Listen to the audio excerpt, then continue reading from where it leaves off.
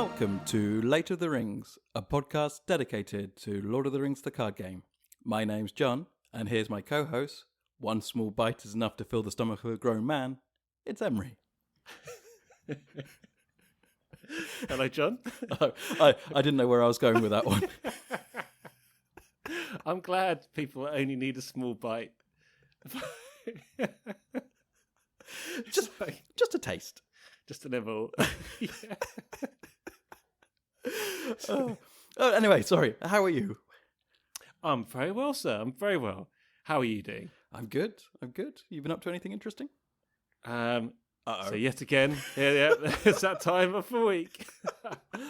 So here in the UK, we got slightly more. It's a complete mess. So we're still in the lockdown. So it was kind of getting a bit better, and well, I say better in terms of a bit looser in terms of what restrictions, what you can do, what you can't do. And then I think our leader Boris decided that actually, I think this coronavirus is actually fairly serious. So let's start doing something. so that's like wearing face masks and things like this. So it's weird. In some ways they're getting looser, in some ways they're sort of getting tighter. And I don't know. And where are you falling into the spectrum? Are you looser or tighter? Well, I am. There's so many ways you go. I am actually being fairly cautious. I think being responsible, waiting for the dust to settle, and then taking it from there. Very wise. So yeah, that's.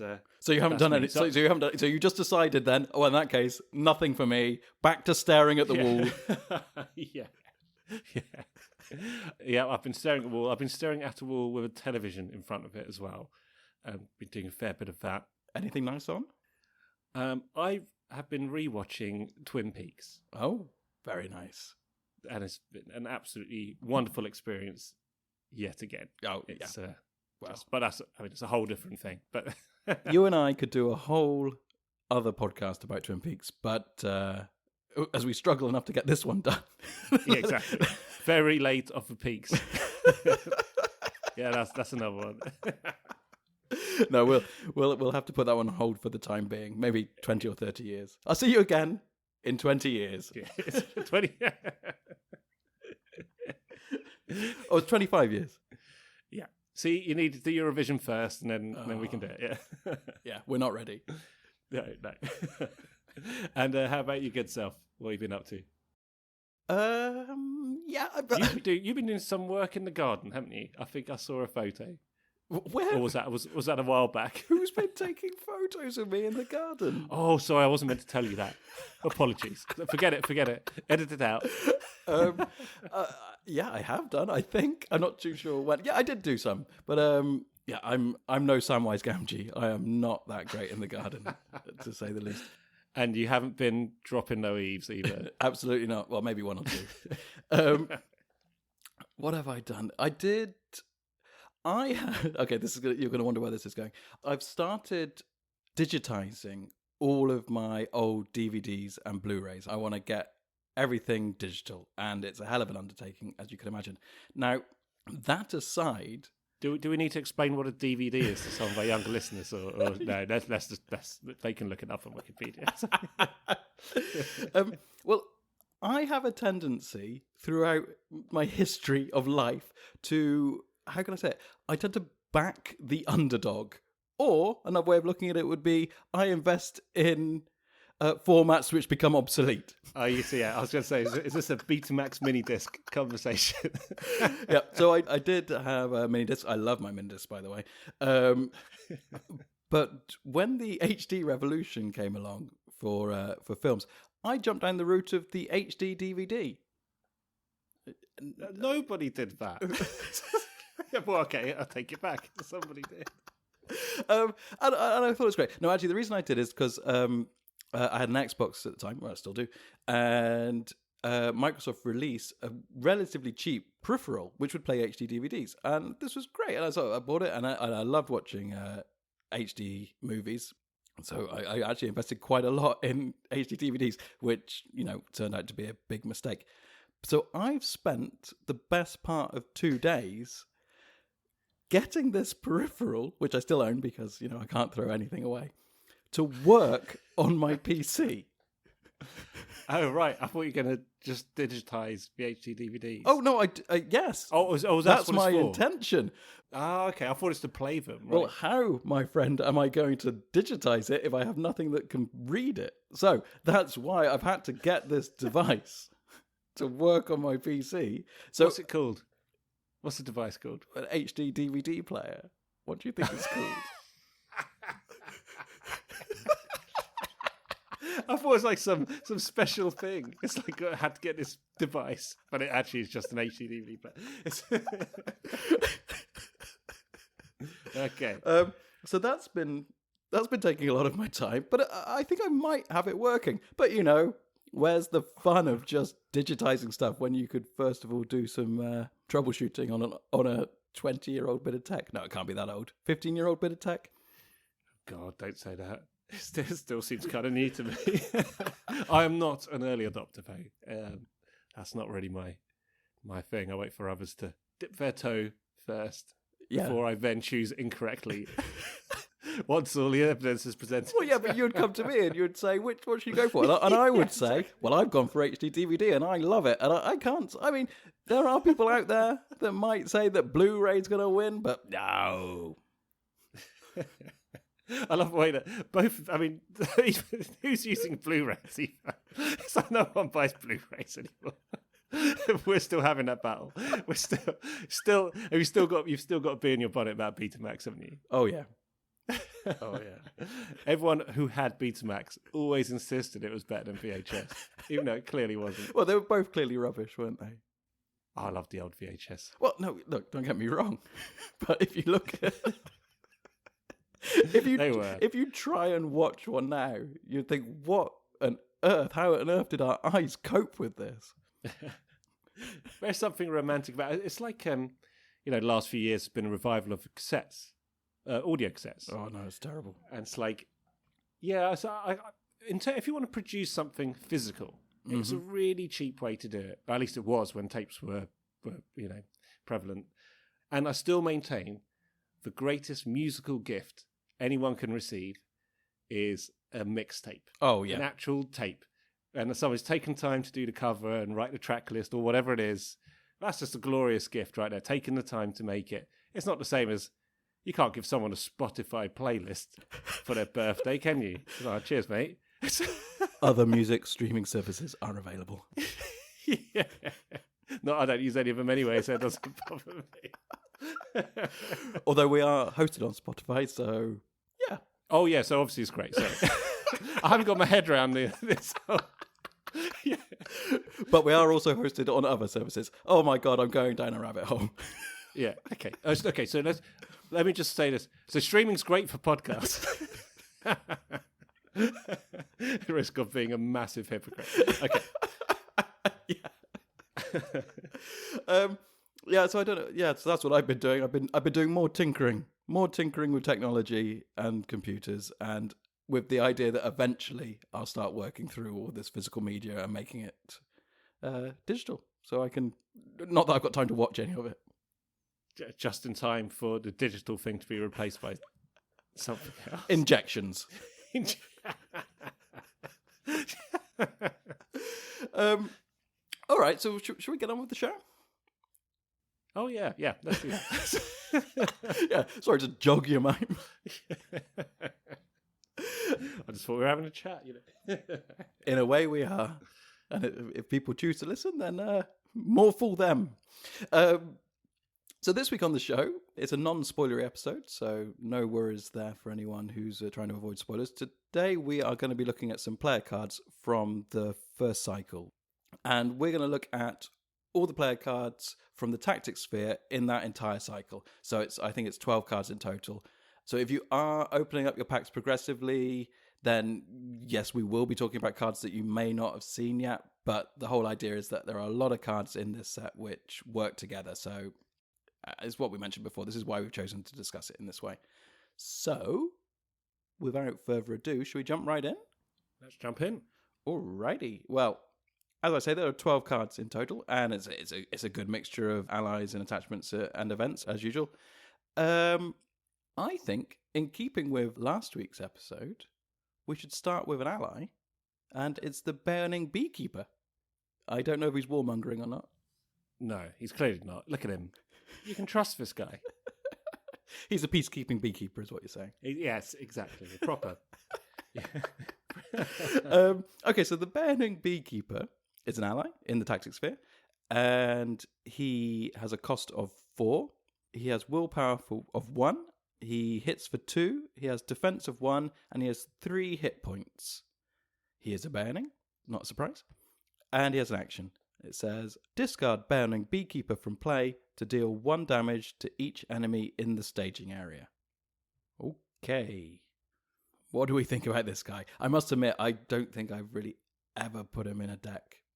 There you go, spoilers for the end of my comments on this guy.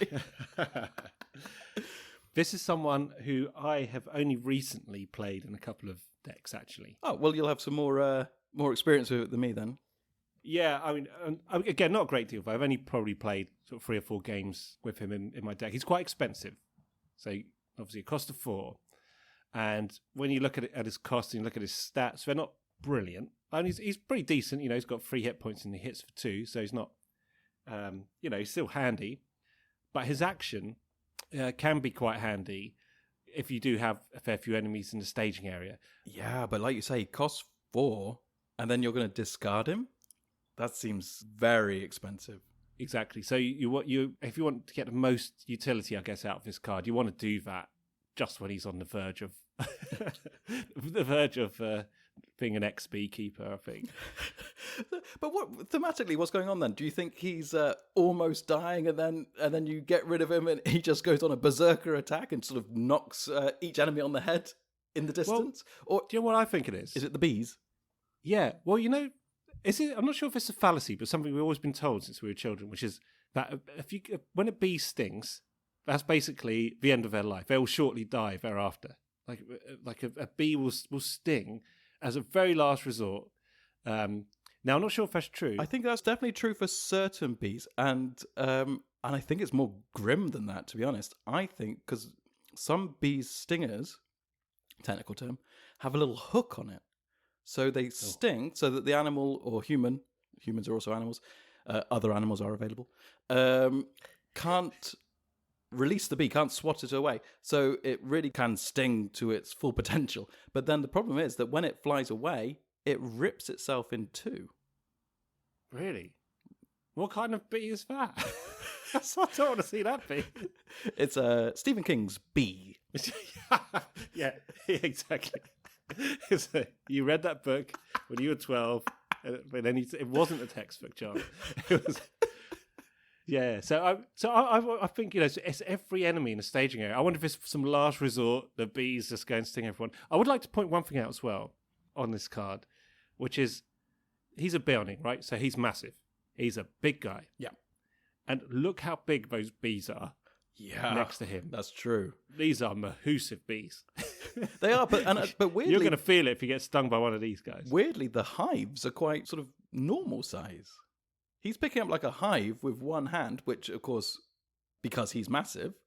So there can't be many bees living in each hive. That is quite some shared living they've got going on there. You're right, yeah. But I think there are many of them. This is like the council estate for bees, I guess. Or not council estate. What's like a block of flats, actually, more than a council estate, isn't it? It's not like some big mansion they're all in. No. Everyone's got their own little space. That's a terrible analogy. And should never be. Blocks of flats and Lord of the Rings should never come together in the same sentence. I think that's a takeaway from that particular comment. But yeah, I've not used him an awful lot, and I'm not sure how much I would use him in the future. He's too expensive for his stats, and like I said, his action doesn't balance that for me. Sometimes you get expensive guys for their stats, but their action is so impressive that you go, yeah, okay, I'll pay it. But this one, maybe you have to wait. I have no idea whether this is coming, but perhaps at some stage in the future there'll be some things that can happen with Beonings in general that might be maybe useful. I don't know. Yeah, maybe you could try and make a sort of Beoning deck. I mean, there aren't that many cards. With 2 cards. I think there's 3, isn't there? Well, you got Beorn. Yeah. Well, we spoke about Grimbeorn the Old. Grimbeorn. Yeah, no, he's not. But he's in the counter deck. Yeah. Okay. Yeah. Okay. So you could make a Beorning specific deck for one specific quest. Correct. Yeah. Let's not do that. No. Okay. Let's move on from that. Now, you might question why I'm going to do this, but I want to jump to an attachment, and it's not even related. But I'm going to jump to the Song of Mocking. It's a 1-cost attachment. It's a song, and it says this: attached to a hero. Action: exhaust Song of Mocking to choose another hero. Until the end of the phase, attached hero takes all damage assigned to the chosen hero. Now, the reason I jumped to this is because I've also never played this one. So, over to you. I've never played it either. I haven't. I thought about it, and actually, I like the mechanics of it. It's like distracting the foe at the last minute. It's like when in the film, anyway, where Merry and Pippin say to the orcs, "Hey, you over here!" When Frodo's trying to get to the boat. Yeah. And so instead of getting Frodo, they chase after him. They're mocking them. It's like no. They come chasing you instead. So that's the theme of this. I think. I've just thought of a very John way of using this card. Uh-oh. What if I put it in my deck and attach it to one of your heroes? Then I'll say, "Oh God, no, he's never thought of a use for the Song of Mocking until." This has gone from 0 to hero for you in an instant once you had that thought, hasn't it? I mean, you wouldn't be forced to exhaust it, of course, but I could, like, I'm about to take a hit. You couldn't just exhaust Song of Mocking for me, could you? No, but you would do it yourself. No, because as soon as I put it onto your hero, you would be the controller of it. Yeah, but it says exhaust Song of Mocking to choose another hero. So let's say this is your card, you put it on your hero, you exhaust him, and you choose my hero. Until the end of the phase. Oh no, it's that way around. So you're the one singing the song. Yes, that's right. So you can't. So this isn't a way just to spread your damage onto me. This is a way for you to heroically accept the damage on my behalf. So yet again, it has no use for you. Yeah, it's gone back in the bin. It's more my kind of card. It's gone back. But if I attach it to your hero, and I don't know, and then I have to exhaust it. And then I go, oh, please exhaust it, otherwise I'm going to die. And you'll go, well, why did you defend with him then? And I'll go, I kind of thought you would exhaust Song of Mocking for me. It is a team game. Yeah, but actually, well, that's a very useful, in all seriousness, that could actually be a very useful card 2-player, couldn't it? Or even 1-player, really, but especially 2-player, that could be. Yeah. You got somebody who's got plenty of shield or plenty of hit points left, and others who haven't. It is a good way to transfer damage, basically, isn't it? Let me think this through. That's what it's for. It transfers damage from one to another. Yeah. After they defend. That's what it does. So it does have use, I think. So let's think. It's an action. So it has to happen in an action window. Exhaust Song of Mocking to choose another hero. Until the end of the phase, attached hero takes all the damage assigned to the chosen hero. So basically, if I attach, you can defend. So no, if you were defending with someone and you got a nasty shadow effect that was going to kill your defender, I could, as long as it was a hero, not an ally. It has to be a hero. Yeah. I could then exhaust Song of Mocking and then soak up your damage, because I could use that action window. That action window which I talked about before, which is after the shadow card is revealed, but before the damage tokens hit your guy. Yeah. I could then exhaust Song of Mocking. And what you could also use it for is if you defend with one hero, one attack, you got another hero, you defend with him, the other heroes, let's say, got 1 hit point left, but it's got a couple of shield, and through some shadow, whatever, that hero would actually be killed, you can use this to transfer the damage onto your other guy. So effectively get the same person to do 2 defenses in one. Yeah. So you can protect somebody who's going to... You couldn't really get him to do 2 defenses in Well, one. you'd use the other one's shield value, but then the damage would go onto your other hero, right? So if one hero's got more hit points available, you could use that to transfer that damage. Yeah, I think... Yeah, I see what you mean, but I think you could... The way to do it would be if you're really in trouble and you really need this one hero to be attacking, yet you're overrun with enemies, you could, as long as you had Song of Mocking on that attacking hero, or potentially attacking hero, you could then take a defense with a guy that would maybe die, exhaust Song of Mocking, take the damage onto the guy who is ready so that he doesn't have to exhaust, so he's ready to attack. God. You could do it that way as well. Well, yeah, you could do it that way too. Yeah. It's basically, it only costs one. I think this card could actually be quite useful now we've discussed it. Do you know what we'll have to do, to be honest? We're going to have to play a game using it. I'll put it in my Bayoning deck. Yeah, exactly. Now you're up to 3 cards. Yes, exactly. You don't want to get mocked by a Bayoning, though. No. That's going to be the warmongering kind. But peacekeeping ones don't mock. No. They have a sense of humour, but, they don't cross that mockery line. Well, okay. So that's the Bayoning Beekeeper and the Song of Mocking. Now, another reason to do those two first is that all the rest of the cards in Tactics in the first cycle kind of all group together, which is, again, one of the reasons why we wanted to discuss these as full cycles of cards rather than just individual releases. It doesn't take long to see the theme, because as we alluded to last episode, the Eagles are coming. And here they are. And here they are. Okay, so let's jump back to the allies. Let's go for another 4-cost ally, because we stated that we thought the Bayoning Beekeeper was a bit too expensive for his stats. So we'll go for another 4-cost one, and we'll compare and contrast. And I'd like to see your workings, please. This is an ally. It's an eagle.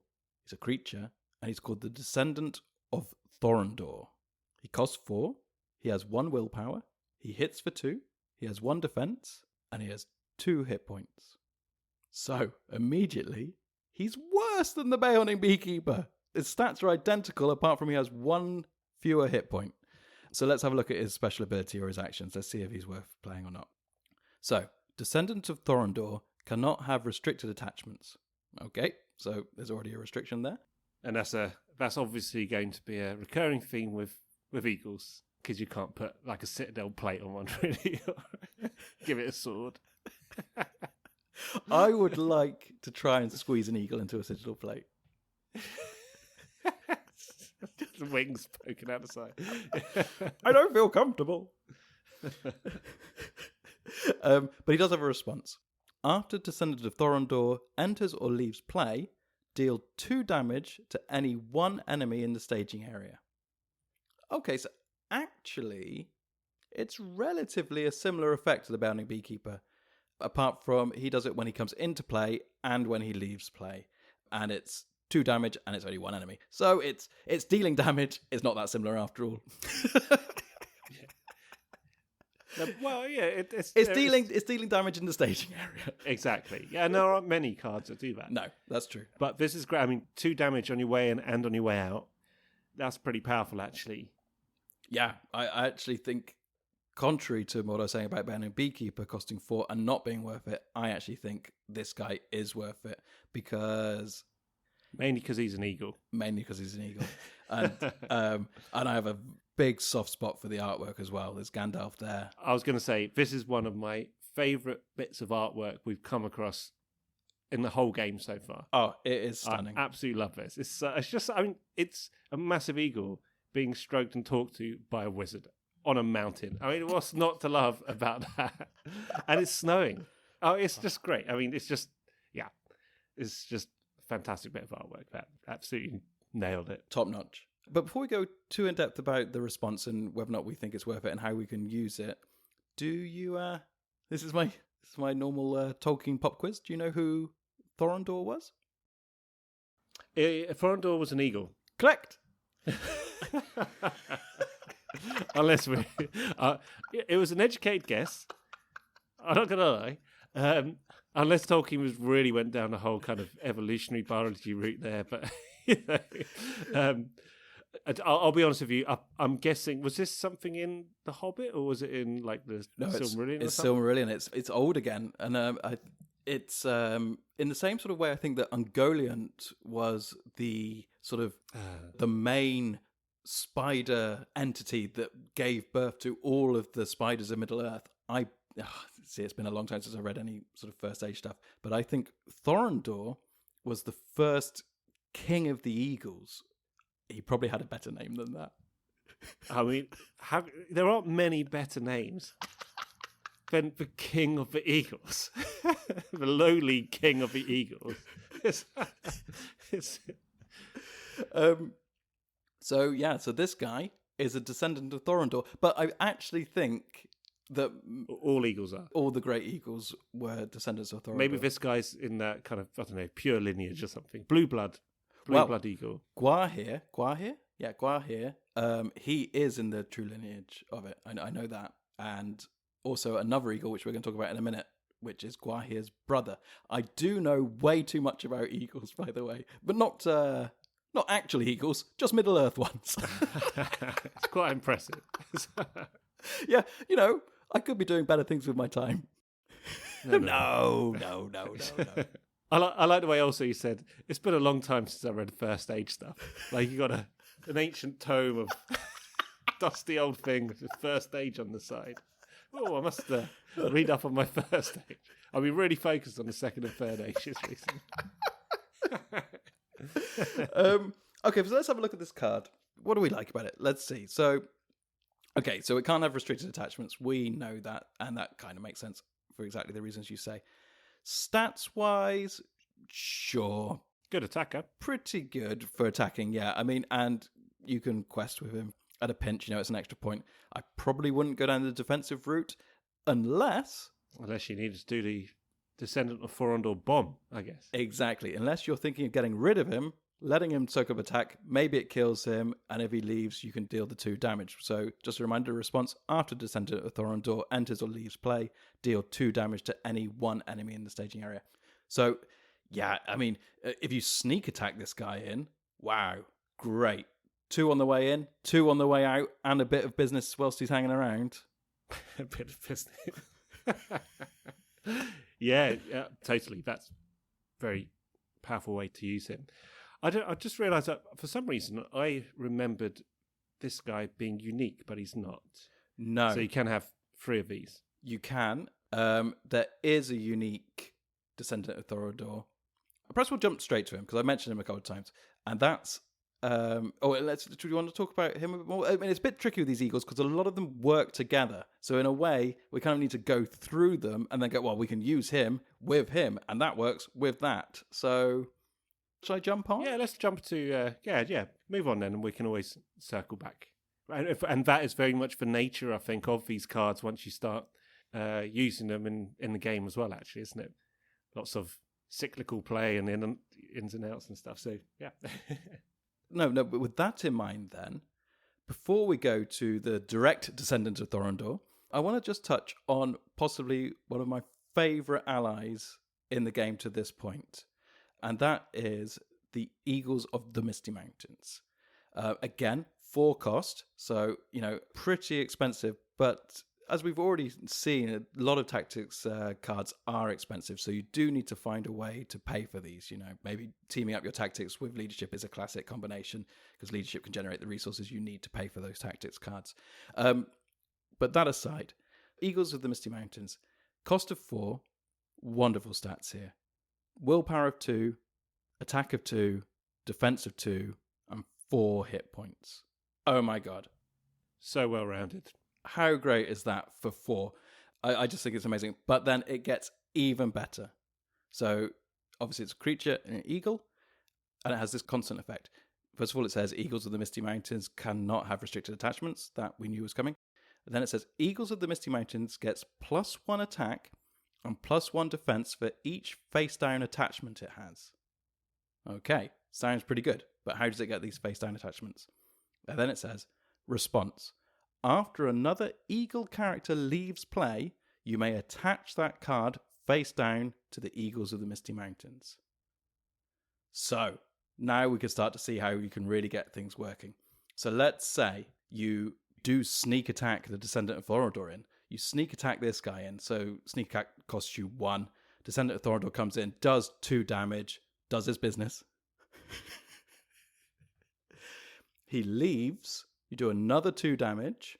If you're thinking, I'm not really going to be able to afford to get this guy out, but you've already got the Eagles of the Misty Mountains on the table, when he leaves, you can attach him face down to the Eagles of the Misty Mountains. Suddenly, those Eagles are hitting for 3 and defending for 3. And that's just incredible. For the cost of 1, you're basically building yourself a super ally here. Yeah, totally. And again, I love this mechanic. This is great. This is all the Eagles in total. So you can play them in and out of your hand, etc. But in the end, if you, like you said, you can't afford to anymore, or you just want them to join this band of Eagles, then you just whack them on there. Yeah. And very quickly, I mean, you just think just one more Eagle, and you're hitting for 4 and you're defending for 4. Yeah. One more, you're hitting for 5, defending for 5. You say it's not many cards you need to suddenly this guy is, well, it's not this guy, but this group of Eagles, we should say, is immensely powerful. I think with this one, you want to try and get it out early if you can, and you want to obviously protect it early as well, because you don't want to get it out and play and then lose it straight away, even though it's got 4 hit points, so it's pretty tasty.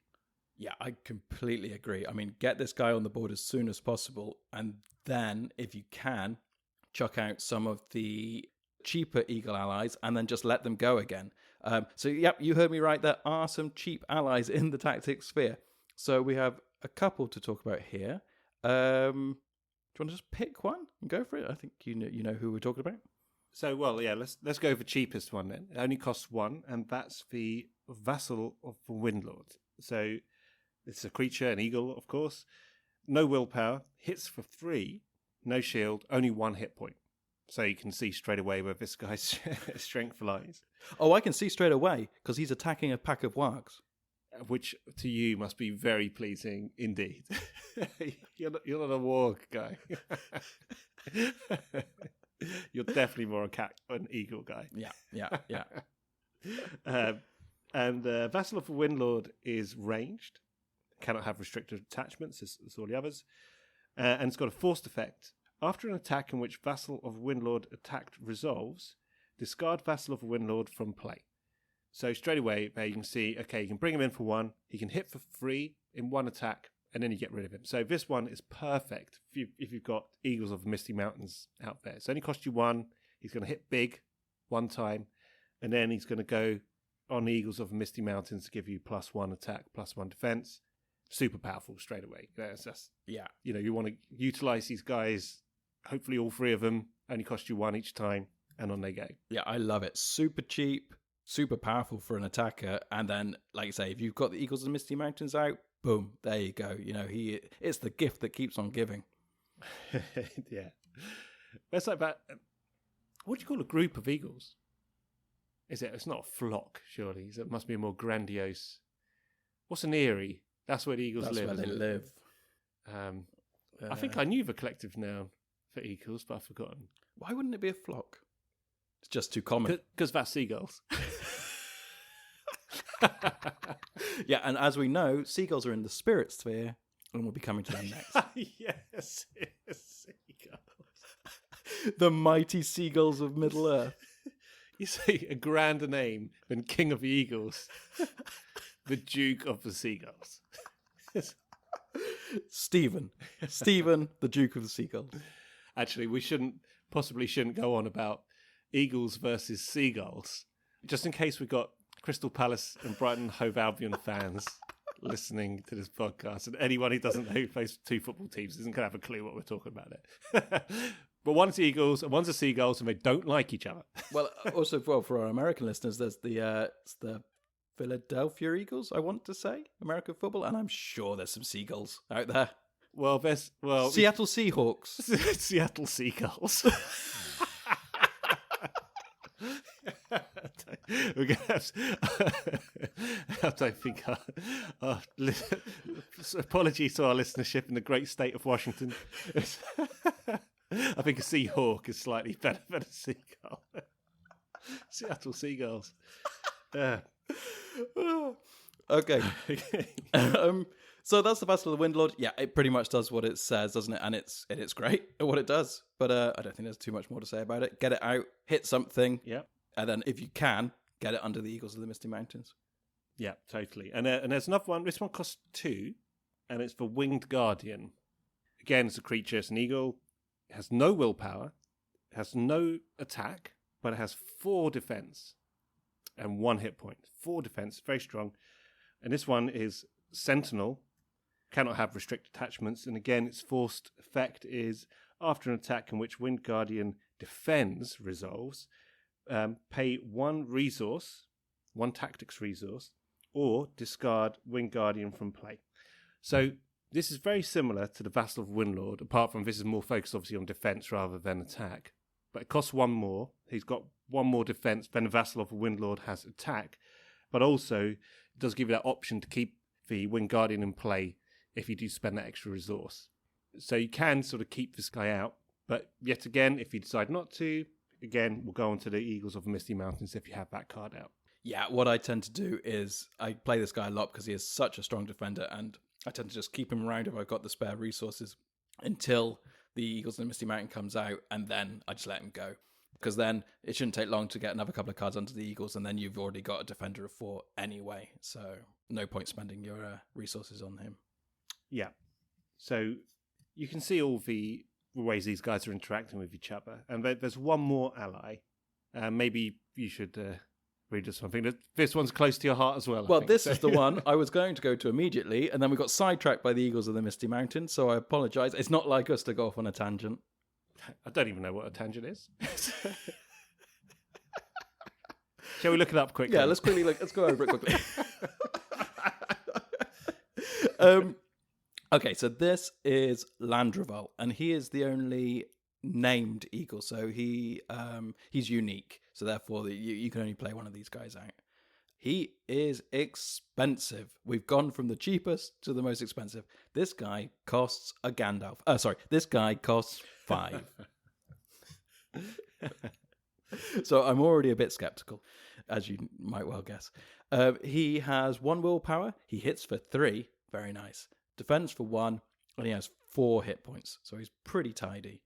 He's a creature and an eagle. He also has Sentinel, which is not as useful as the Winged Guardian Sentinel, because the Winged Guardian, of course, defends for 4. Defending for 1 as Sentinel, yeah, in a pinch, he's got 4 hit points, might come in handy. But he has a response. After a hero card is destroyed, return Landreval to his owner's hand to put that hero back into play with 1 damage token on it. Limit once per game. Oh boy, that's powerful. This is everything that Brock Ironfist was meant to be. If Brock Ironfist was reincarnated as an eagle, he would be Landreval. But of course, he's not going to be reincarnated because he's never going to be played, so therefore he's never going to die. I've played Brock, but let's have that conversation elsewhere. Yeah, you keep that to your Brock Appreciation Society. My Brock deck. Yeah. Yeah, so this guy, I mean, so powerful, of course. You know, he just brings your hero back. Saves your hero. Yeah. Basically, from peril. Thematically, this guy is coming in, he's sweeping in, he's picking up your hero just before the death blow hits, taking him to safety, therefore bringing him back. I mean, fair enough, he disappears afterwards. But only back to your hand. Doesn't even get discarded. So if you happen to be rich, you could just play this guy out again. I mean, bear in mind his effect wouldn't happen a second time, but you don't even lose him. Personally, I would probably be putting him under the Eagles of the Misty Mountain because, you know, getting another 5 resource to play him out and the effect's already done, it seems a little counterproductive to me. But I guess the other thing to watch out for with Eagles Talons! The Talons! Well, yeah. Well, in fact, if you look at this guy's on the artwork on Landreval, I think that artwork is from the moment where he does save you. Mm. You're just about to cark and you look up, and that's what you see. Oh, thank God. it's like Landreval saying, "Don't worry, buddy. Here I am. I've got you." So Landreval, by the way, that is Gwaihir's brother, I believe, and they are direct descendants of Thorondor. So there you go. Eagle lessons are over. Okay. Well, not quite, because I'm desperately trying to remember which one Gwaihir is. Oh, Gwaihir's the one who... that's basically Gandalf's buddy. He's the one who rescues Gandalf from Orthanc. Ah, okay. Yeah. That's Gwaihir. Okay, cool. It's one summoned by that really nifty little bug, butterfly kind of... What is that thing? This is a moth It's a kind moth. of thing. It's a moth. Is it just a massive moth? It's pretty big. Yeah, well, yeah. Have you seen the bees? Yeah. Yeah. Maybe just people in Middle-earth are really small, and hobbits are really, really small. Yeah, maybe. No, actually, the moths and bees are just really big, aren't they? Okay. Yeah, that's in the appendices, isn't it? It says, point 1 in Tolkien's appendices. Point 1, moths and bees are really big. Point 2, the complete history of elves.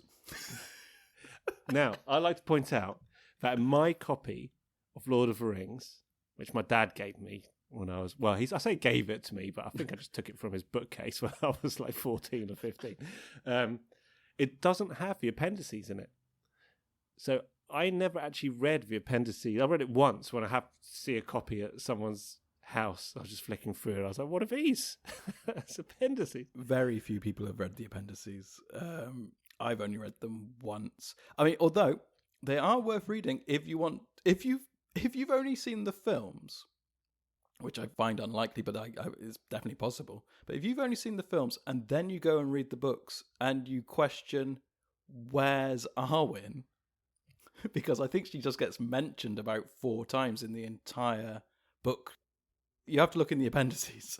That's the bit I remember most about the appendices. There's a bit in the film, there's that really great bit when Elrond's talking to Arwen, talking about the future. Yeah. And how she's going to fade with the trees. I love that whole bit, but that actually is what happens, and that's in the appendices. Yeah.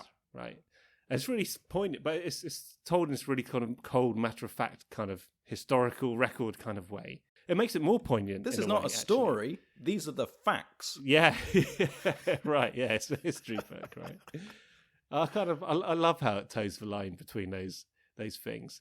Like I say, I'm not even sure if I've read all of them. I think, yeah, like I said, I've picked up the book at somebody's house. I don't think I even ended up reading them all. So for years, I've been meaning to get hold of another copy or something, just read those appendices properly. But I do remember reading that one. And I think wasn't there something about Numenor in there as well or something? Or was that Silmarillion? Yeah, well, mostly Silmarillion, but it does go into it because it really does touch on all sort of the... any sort of point of history which doesn't get completely fleshed out, or actually future as well with the Arwen situation, that doesn't get fully fleshed out in the book. I mean, it's only a short book. I mean, there isn't room for everything. That it's mentioned there. I mean, the thing with the appendices is they are essentially just Tolkien's notes. I mean, that sounds like I'm belittling them. They're not. They're incredibly extensive.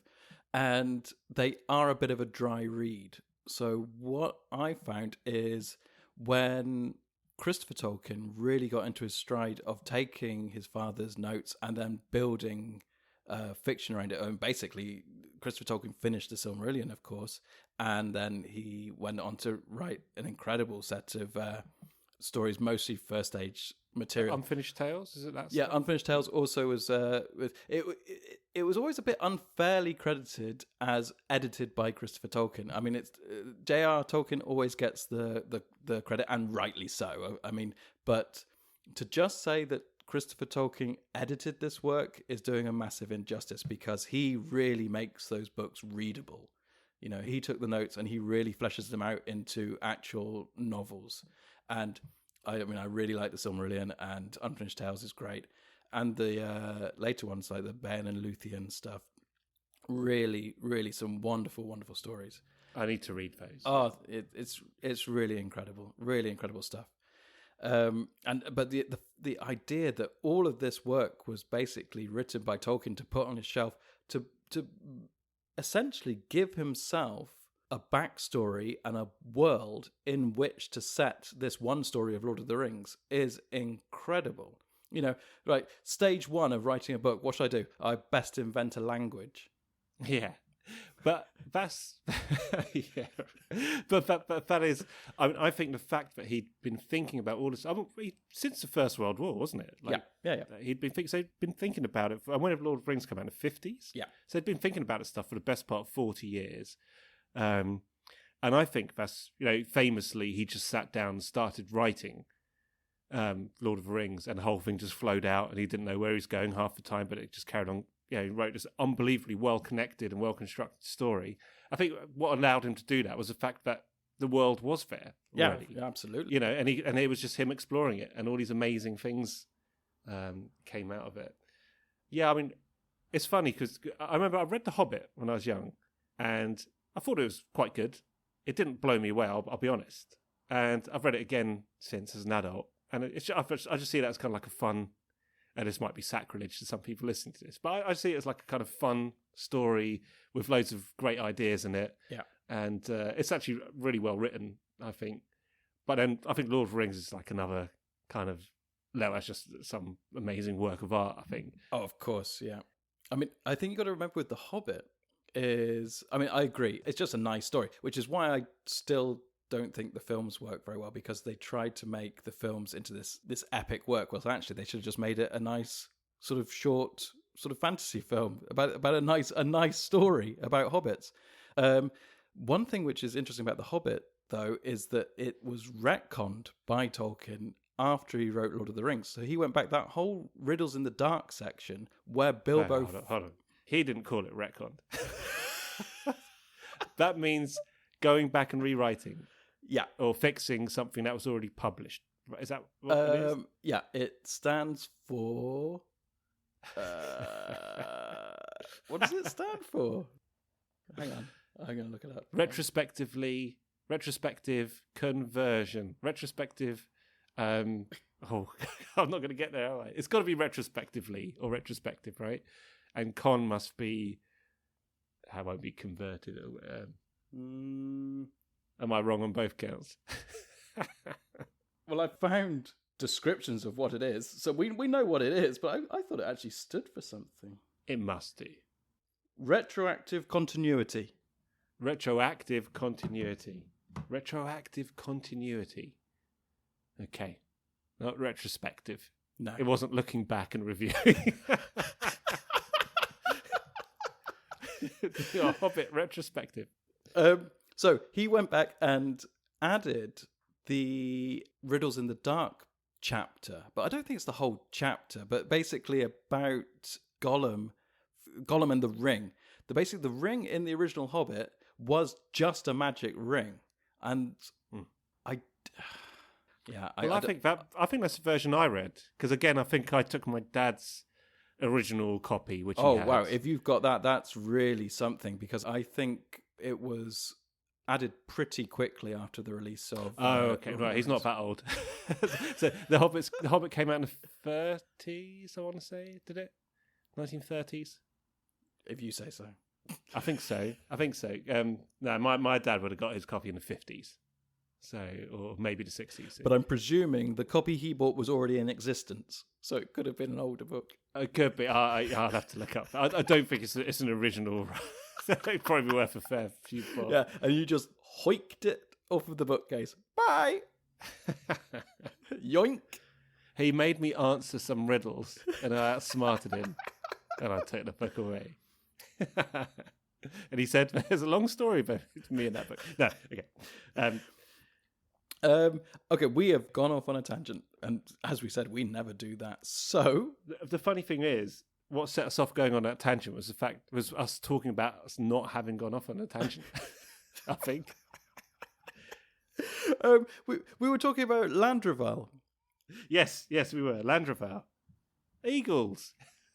Well, yeah, I think we said enough, didn't we? I mean, he's good if you can afford him. To be honest, as much as I love the Eagle decks, I don't play him that often. He is expensive, and as I think I've mentioned in the past, I do try my absolute best just to keep my heroes alive. I think most players probably do. Yeah, it's a good tactic. If you are starting out, try and keep your heroes alive. If your hero does get destroyed, but then you bring your hero back with Landrill, I'm assuming that all of the resources and attachments and that stuff disappear from the hero, or do they stay? The resources don't. All the damage is gone apart from 1 damage token.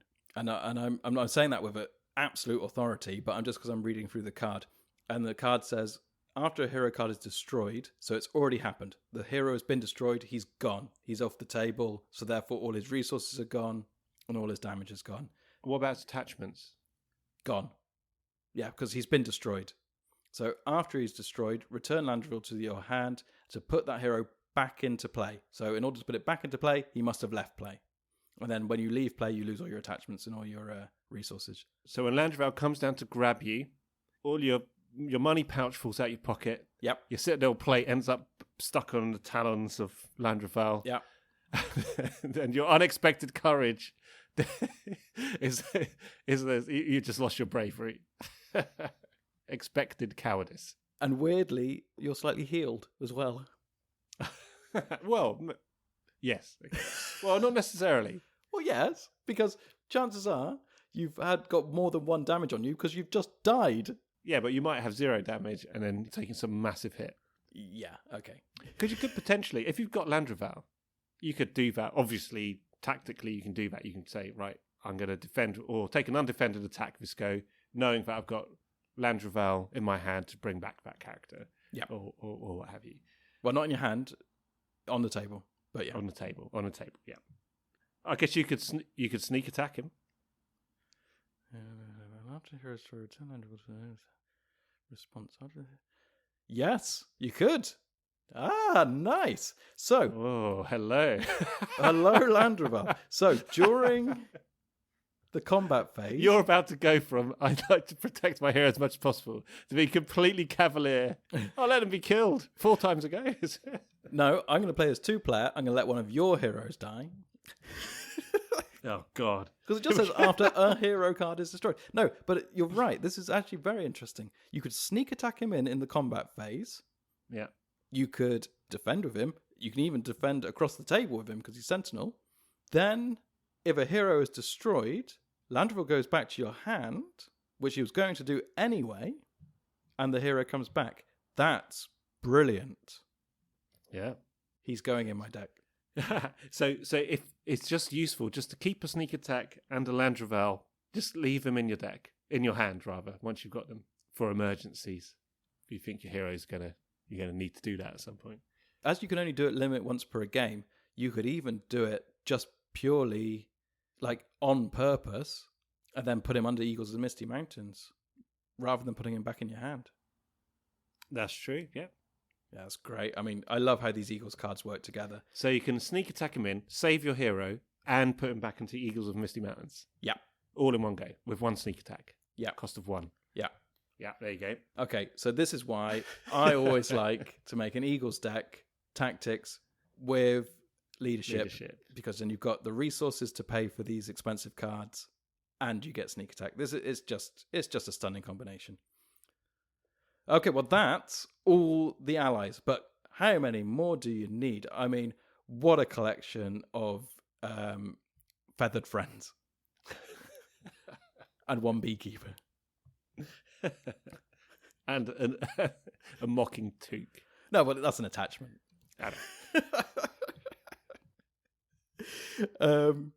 Okay, well, yeah, that's an attachment, so let's do the other attachment, shall we? I mean, because it's still Eagles. So we've got 2 more attachments. One of them is quite pricey. One of them is as cheap as you can get. Do you want me to read them through? Go for it. Okay, we'll start with the cheapest again. I think this is the way we're doing it in the Eagles for some reason. And it's a cost of 0. Attachment, Born Aloft. So it's a condition attached to an ally. So an ally, not a hero. Action, discard Born Aloft from play to return attached ally to its owner's hand. So, this means that if you've got something like, I don't know, let's say, for example, Vassal of a Windlord. Attacks for free. After he's got a forced effect, just a reminder, after an attack in which Vassal of a Windlord attacked resolves, discard Vassal of a Windlord from play. So, if you've got Eagles of Misty Mountains out, you can put him on there. If you've got Born Aloft attached to him, you can bring him back to your hand. and then you can bring them back out again just for the cost of 1. Yeah. And you can do that for any of the Eagles that leave play.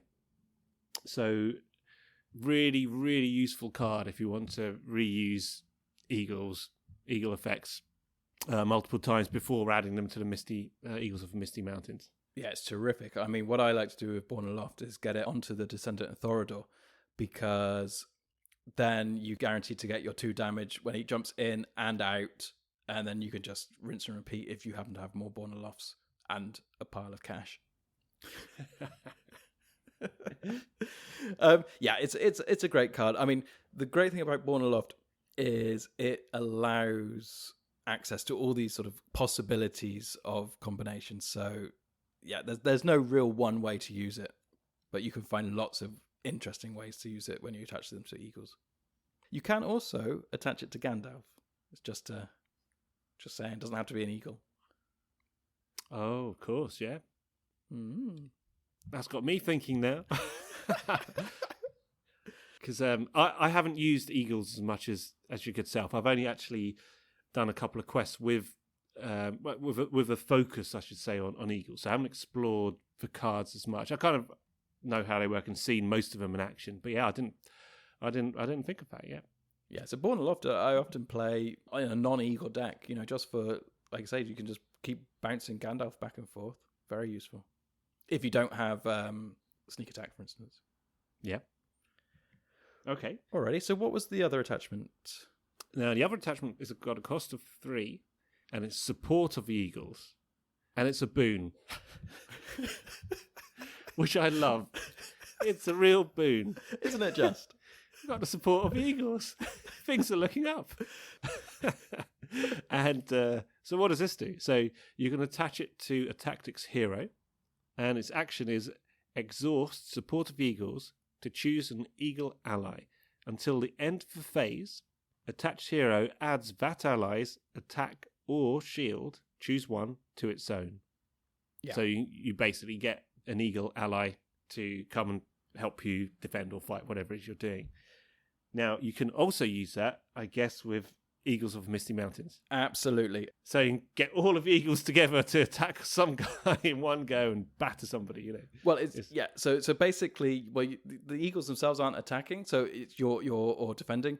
It's still your hero which is doing the business. It's just that you add that ally's attack or defense to that hero. So you can just create a monster hero, because you don't even have to exhaust the Eagle ally that you're choosing. You only have to exhaust the attachment which is attached to the hero. So it means you only get to do it once, of course, because the attachment is exhausted. But it means that if you have Eagles of the Misty Mountains with, say, 3 attachments, and you're hitting with Gimli for, I don't know what, let's say 5, because he's got some damage on him, you could basically exhaust support of the Eagles, add the Eagles of the Misty Mountains attack to Gimli, which at that point would also be 5. Gimli's hitting for 10. It's amazing. And then a subsequent attack, you could then use the Eagles of the Misty Mountains hitting for 5. Yeah. Or you can use them both on one enemy and attack for 15. Yes, you can. So if you've got some really nasty, I don't know, troll or whatever, one of those big nasty enemies, you can probably, get rid of them all in. Yeah. It's in fact, if you've got a couple of heroes with support of the Eagles on there. Yeah. Oh, it's great. This card is sensational in combination with Eagles of the Misty Mountains. Oh boy. But it's also incredible with the cheapos, with the Vassal of the Windlord and the Winged Guardian, because you can suddenly just add 4 defense to a hero because you've got Winged Guardian on the table, and that means you don't have to worry about the Winged Guardian of the Vassal of the Windlord leaving play. Exactly, yeah. You just still get their effects. I mean, it's so universally helpful. There are so many possibilities. It's wonderful. That's really well designed, isn't it? The whole Eagles thing. Just a handful of cards like this. What we talked about so far, 7 cards. And you can see just the number of combinations of things you can do and the different ways you can use them. It's great. Really, really good stuff. It's terrific. It's absolutely amazing. Okay, so that's the attachment. So we've got a couple of events to go through. So we've got another free one. Oh, yes. So this is Got 2 free ones. what? So this is Melindor's Flight, and it costs nothing. And its action says, choose an eagle ally. Return that character to its owner's hand. Okay, simple. Probably doesn't need much discussion. We now know why it's important, or useful, I should say, to be able to bring eagles out of play. Because it's not just about putting it back in your hand. There's really nothing more to say. So what's the other free one? Well, hold a minute. Oh, no. So this one. Yeah, go on. So you'd use this. So if Wingardium, for example, you defended with, but instead of then discarding Wingardium, you can just bring it back into your hand. You could do, or that's basically it's an event version of Born Aloft. So Born Aloft is an attachment which you can then discard it, and that ally comes back to your hand. This one is an event that you can basically pick and choose which ally. So in a way, it's more powerful than Born Aloft. But it has to be an eagle, though. Yeah. Oh, that's true. Yeah. So in that respect, it's less powerful. But in an eagle deck, yeah, you really want to be bouncing your eagles around. You know, because it's not just for, like, you say, the Wingardium and the Vassal of the Windlord to save them going to the discard pile. You can use it for Descendant and Thorodor. You could to get the 2 damage into the staging area. You can use it on anything to put it under the Eagles of the Misty Mountains. So, you know, perhaps, and this has happened to me in the past, I've managed to get Wingardiums out, but actually I didn't need defenders, I needed attackers, and the Vassals of the Windlord weren't showing up. So it turns out to be much more useful to get those cards out of play and under my Eagles of the Misty Mountains, and do it that way to actually get some attacking power on the table. You know, so you can balance your deck as you see fit. That's exactly it. You can see the power of, depending on what order the cards come out and what you can afford, you can kind of make things work in different ways if you're smart about the different effects they have. So, yeah. Okay. The other 0 cost event is the Eagles. The Eagles are coming. The Eagles are coming. That's weird because we've said that several times, and it's actually the name of a card. It's very hard to say the Eagles are coming in a normal voice. To be fair, it does have an exclamation point at the end of it. It does. It does, doesn't it? Which, therefore, it forces you. No, actually, you know what? I'd reverse that and say even the people making the game couldn't say it in a normal voice. But we have to put an exclamation mark on They it. intended to say the Eagles are coming. No, but they couldn't. But then every time they said, how's that card coming on? Which card? The Eagles are coming. Yeah. You actually managed to say it quite normally a minute ago. That must have caused some kind of weird shudder inside. It hurt. So what happens when said Eagles do indeed arrive? Okay. So it's got a cost of 0. It's an eagle. Cost of 0. Cost of 0. So what's wrong with 0? 0.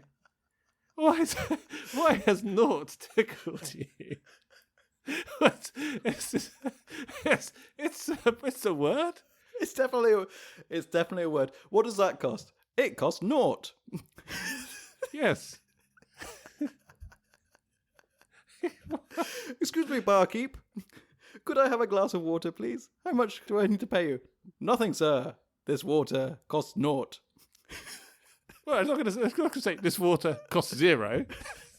It's no less ridiculous. How much is that? It's 0. And no one's going to say that. You're more likely to say 0 resources, or it's free. Yeah, but that's a barkeep. Talking about barkeep. Okay. A barkeep or a beekeep? A beekeep would say 0, not 0. How many bees have you got there? Hundreds. And they're massive. It's 0 of your business. Okay. So, cost of a cost of nothing. It's an eagle, apparently. That's what it says. And the action is search for top 5 cards of your deck for any number of eagle cards and add them to your hand. Shuffle the other cards back into your deck. So, if you have an eagle heavy deck, you can get up to 5 cards into your hand in one go for a cost of 0. Yeah. So it's a very powerful card. It's just such a useful one to have, just to kickstart things or move things along swiftly when required. I would like to point out, though, that it does mean that the card itself needs to have an eagle trait. So as this event does, so this event works on itself, so that would come into your hand. Any of the allies, they're all eagles, but things like Born Aloft, Support of the Eagles, and Meneldore's Flight, they don't have the eagle trait, so they can't come into your hand, unfortunately. And that also goes for the last event, which we'll come to in a second. But just, so that's why it says eagle on here, which I kind of made fun of a second ago, but actually, you can get this card, draw 5. If you've got one of these in there as well, you can do it again. Absolutely. So you could end up, if you had well, I guess you could maximize in one go. You could get, 4, 4, 5. You could get 13 cards into your hand in one go. Wow. Actually, through that. You're feeling lucky. I like it. Yeah. What are your odds on that? Better than naught. I'd give it a naught. Okay. Do you want to read the last event? Go ahead. Oh, do I want to read it, or do you want to read it? One of us has got to read it. I can read it if you like, or I don't mind. I'll read it. I got a feeling you'd like to read this. Okay. Oh, can I just say how much it costs? Please. It costs a pair. Not for fruit. Okay, so this is the final event. It costs a brace. A brace. A brace of resources. There's only one way to spend a brace of resources. And that's on a stew. Anyway, and it is called To the Eyrie. And it has a response.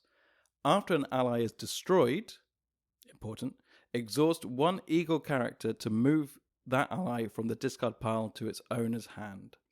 So, why I said that it's destroyed is important. This is not a card about bouncing eagles in and out. This is basically, this is a very powerful event for bringing any ally out of your discard pile. But the ally has to be destroyed. So we're not talking about anything like Gandalf leaving play or anything coming back to your hand. It has to be, it can't be about anything leaving play. It has to actually be killed, and then you have to exhaust an eagle to get that ally back. So again, your mind just starts just going through all these cards in one go. Your mind just starts calculating all these things. Straight away there, you can see the value of Support of the Eagles. So if you're using someone like Vassal of the Windlord, using its free attack, say, through Support of the Eagles, so through a hero, you're not exhausting Vassal of the Windlord itself, unless you want to. So you can keep him readied, and then To the Eyrie is always going to be a possibility for you. So there are so many, that's just one aspect, but there are so many ways these cards combine. It's this just makes me want to go and put together an eagle deck immediately and go and play it.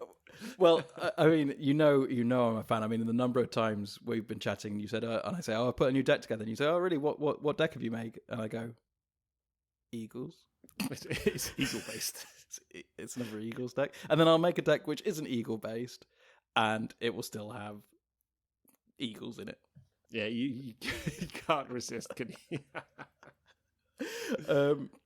I just think they work so well. I mean, this is the first time in the game to this point that you really start to see synergy amongst the cards, like really true synergy. Yeah, in a big way, like use a volume of cards. Yeah. You can really see how all these cards can work together, and it's just a sight to behold if you can really get it going. Yeah, and I haven't. So I think, what my problem is with this? I don't think I've ever truly committed to doing a complete eagle deck. And so how many cards have we got? So it's 12. Well, no. It's 10 eagles. So it's 30. You can have 30 eagle cards in your hand. So it's only another 12. Well, that's 3/5 of your deck minimum. So I don't think I ever put together a deck where I use all 30. But straight away, looking at these, well, I say straight away, just working through these now, it really makes me think, okay, I've missed so many obvious synergies here.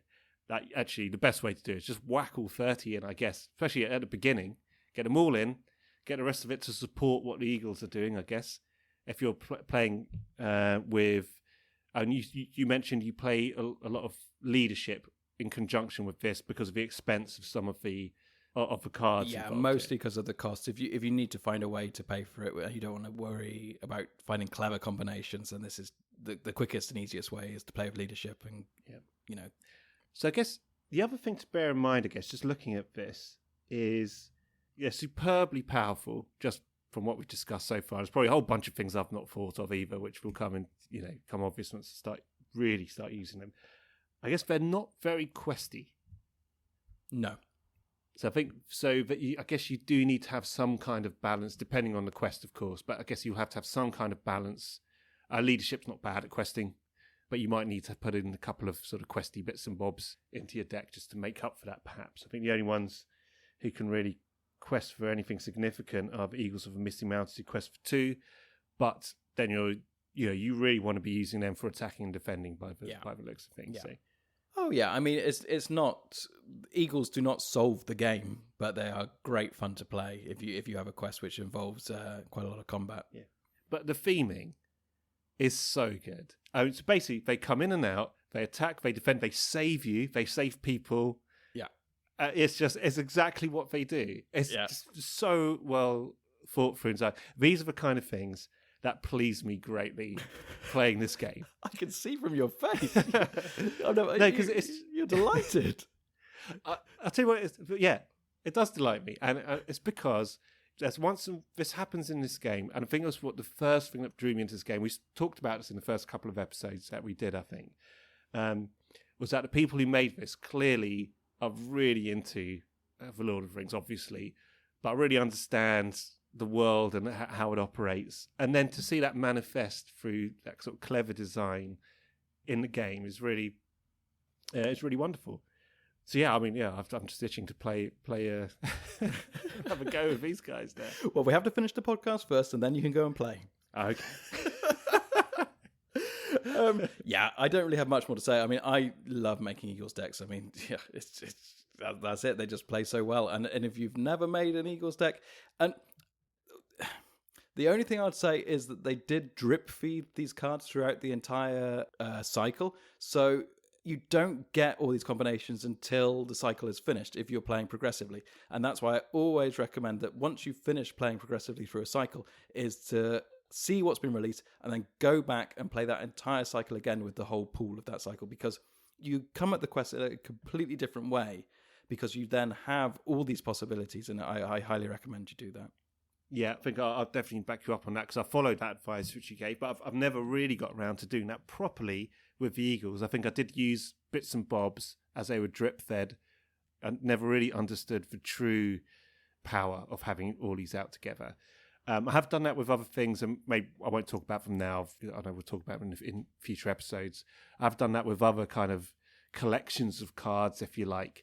Yeah. But I guess the Eagles are really the first ones you get a sort of collection of in a fairly short space of time that you can utilise. And are there, in this cycle, are all of the Eagle cards in Tactics? I believe so. Yeah, I think so. Yeah, I'm almost certain they are. Yeah. Yeah, so I mean, it makes it really easy for a new player to start building a deck. I mean, you just grab them all and chuck them in. Yeah, exactly. Oh, one thing I will, just a side note, back to support the Eagles, it says attached to a tactics hero. It has a little tactics symbol there. Just going back to what we said a couple of episodes ago about the Song of Battle, that it gives your hero the tactics resource icon. That would also apply. I mean, I did mention it at the time, but if you made a leadership hero or a spirit hero tactics by putting on that song, then support of the Eagles would subsequently affect that hero. So that's just a prime example of that we discussed a couple of episodes back. Yeah, good point. Yep. Okay, just before we move on to our regular parts of the show, the fact of the week and the sharing the love, I just want to quickly make one point, and we can't go off on a big tangent on this, but just before anything comes up in the forums or anything, the Eagles could not have just flown the ring to Mordor. You see this in the internet all the time, and it grinds my gears. Right. Now, you give the ring to Gwaihir, let's say. He flies over there with his friends. Sauron goes, what's that? Oh, a load of eagles. Wait a minute. I can sense my ring. I'll send out the winged ring race. Oh, all the eagles are dead. Sauron's got the ring. Correct. Yeah. Do people say that? Oh, yeah. No, because it's like a meme, you know? It's like the Lord of the Rings could have been over in 10 minutes if we just flew there. Because, of course, you see Frodo and Sam get picked up by Gandalf with the eagles at the end. But actually, that's also an important point. The only reason they're able to do that is that Sauron's gaze is being drawn away to the Black Gate by Aragorn. So exactly, you can't just fly to. And also the other thing I always thought about that as well. I mean, it didn't really cross my mind about that, to be honest, but maybe that's because I just didn't think laterally enough about it. But the other thing is, for me, the Eagles have always been a bit like the Ents and some other things in the whole of Middle-earth, which is it's a real mystery about some of the motivations of some of these. Like that whole bit about, like, that's one of my favourite things in the story was the Ents, and how it seemed ridiculous to Merry, particularly, that come on, this is affecting everybody. You got to get on board. But no, these are very different creatures. These are old, slow creatures who've seen it all and the ups and downs, and they're quite almost senile in some ways about the world because they've been around for so long. And what are they don't pick sides. And I always felt the Eagles had that mysterious kind of. I don't think they're always a good. Hey, let's go and save the good guys. I don't think that was the deal with the Eagles. I never got that impression anyway. They're quite neutral, I think, in many ways. I think you're absolutely right. Now, I'm struggling to remember if this is in The Hobbit or in Lord of the Rings, but there is a part of that where the Eagles actually they say that they don't want to get involved because they are worried for themselves. Which, I mean, and that's it's kind of what we're saying. So yeah. They're concerned with their own race, which is what's best for our people. Exactly. So it's not like Gandalf would go, "Oh, I've got this magic ring. Can you fly it to Mount Doom, please?" Yeah. And so ridiculous. and drop it into. And by the way, can you try and find a gap in the volcanic landscape? You giant eagle. Slip in there. Or just give me a lift, I'll do it quickly. You got caught for an hour. Oh, it annoys me so much when people come back. They think they're being so clever. It's ridiculous. Yeah. Okay. Well, at least, that's one good thing about lockdown is I don't have to go to ridiculous dinner parties where people think they're being smart when they go, "Oh, you like Lord of the Rings? Why didn't they just fly the ring there?" I'll tell you why. And then the next thing you know, how long you got? Next thing you know, I'm being shuttled into a taxi. It's not my fault. The guy's obviously an idiot. That's my father. And I've told you this so many times before. Humour him. Yeah. The giant eagles. Yeah. That's good. Okay. All right. So, I've said my piece. So you've got it off your chest. Well, yeah, for now, until I'm back at one of those dinner parties. Unless you have anything more to say about the tactics cards from the Shadows of Mirkwood cycle, I think we'll move on. No, I think I'm good. Yeah. Alrighty. Okay, so now we've got our fact of the week, which is where we go through each fact in order and see if there's anything to be discussed and whether or not it will make sense or if it needs any clarification. So, this week's fact goes like this. It says, question, does Dungeon Jailer shuffle guarded objectives back into the encounter deck? Now, this is very specific. So, the Dungeon Jailer is an encounter card from Dol Guldur. Yeah, from the core set from Dol Guldur, as you said. I know this because I read the Dol Guldur today. Oh. And were you successful? I was. Solo. Oh, whoa. Okay, that's a whole nother podcast. Yeah. But I didn't use just Corsair cards. Okay, no, fair enough. Well, but well done. So Dungeon Jailer, I believe when he attacks, he shuffles an objective back into the encounter deck. It was something like... No, it's when you quest unsuccessfully, I think. Okay. Recall. Yeah. All right, but so basically, when something happens with the Dungeon Jailer on the table, then an objective goes back into the encounter deck. And the question here is, do guarded objectives go back? And the answer is yes. Dungeon Jailer will shuffle any unclaimed objective, whether or not it is guarded. So, yeah, basically this is saying... But the guard will remain. The guard will remain, yeah. Of course. Yeah, of course. It's the worst possible the worst outcome. possible outcome.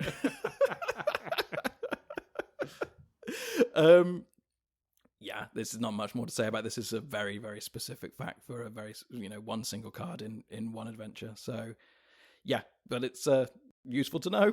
Yeah, but I can imagine in the early days, when even the guys making the games are still getting to grips with certain things. I think we discussed this before, I guess they had to address very specific problems at the beginning. Yeah. And I guess they become a little bit more general as we go on. Yeah, I think so too. Okay, well, not much more to say about that one. So, just before we head off, it's just time to have our section of Sharing the Love, where we mention other online Lord of the Rings card games resources that might be of interest to you guys out there. So, this week, I would like to highlight the Lord of the Rings, the card game Quest Companion. And if you're searching for this online, I believe it's under LOTR LCG Quest Companion. I don't know if that's the full address, but if you Google LOTR LCG Quest Companion, you'll find it. And I'll also put a link in the show notes. But basically, this is a very handy website, which also works incredibly well on mobiles. And it's essentially has all the quests that that have been released through the Corsair, all the cycles, all broken down. And basically, you can click on each quest, and it will give you that written insert. So if you're going back and replaying quests, you can just click that, and it gives you all the information. It tells you which encounter sets you need.